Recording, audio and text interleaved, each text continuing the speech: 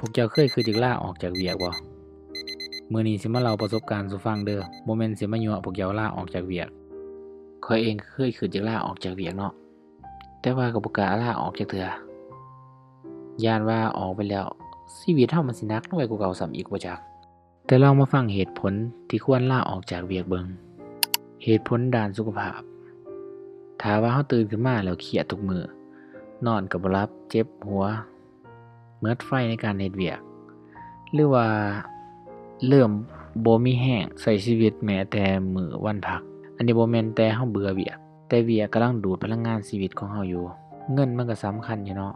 แต่ว่าต้องเอาสุขภาพจิตสุขภาพกายเราไปแลกตลอดเวลาสุดท้ายแล้วค่าปิ่นปัวอาจจะแพงกว่าเงินเดือนเราก็เป็นได้เหตุผลต่อมาก็คือเรื่องของการเติบโตทั้งเงินเดือนและก็ตัวตนของเราบางคนเฮ็ดเวียกมา 3-4 ปีแต่ว่าชีวิตยังคือเก่า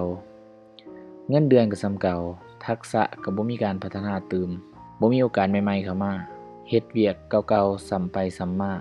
เวียกที่ดีบ่จำเป็นต้องเป็นเวียกที่สบายที่สุดแต่มันควรเป็นเวียกที่เฮ็ดให้ชีวิตของเราดีขึ้นในอนาคตเพราะว่าบ่แม่นเราสิเฮ็ดเวียกอยู่นี่ไปตลอดชีวิตและก็เหตุผลอีกอันหนึ่งก็คือ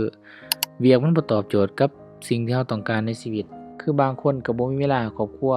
บ่มีเวลาให้ตัวเองบ่มีแรงเฮ็ดสิ่งที่เรารักมีแต่เฮ็ดเวียกเบิดมื้อบางมื้อก็เฮ็ดเวียกกายฮอด8 ชั่วโมงแบบนี้ควรกลับมาถามตัวเองคืนแล้วว่าเรากำลังเฮ็ดเวียกเพื่อใช้ชีวิตหรือว่ากำลังใช้ชีวิตเพื่อเฮ็ดแต่เวียกก็เลยกลายเป็นเหตุผลที่ต้องลาออกเพราะสุดท้ายแล้วเป้าหมายในการเฮ็ดเวียกมันควรจะเป็นการตามหาสถานที่ที่เราสามารถเติบโตมีคุณค่าในแบบของตัวเองและก็ได้ใช้ชีวิตในแบบที่เราต้องการ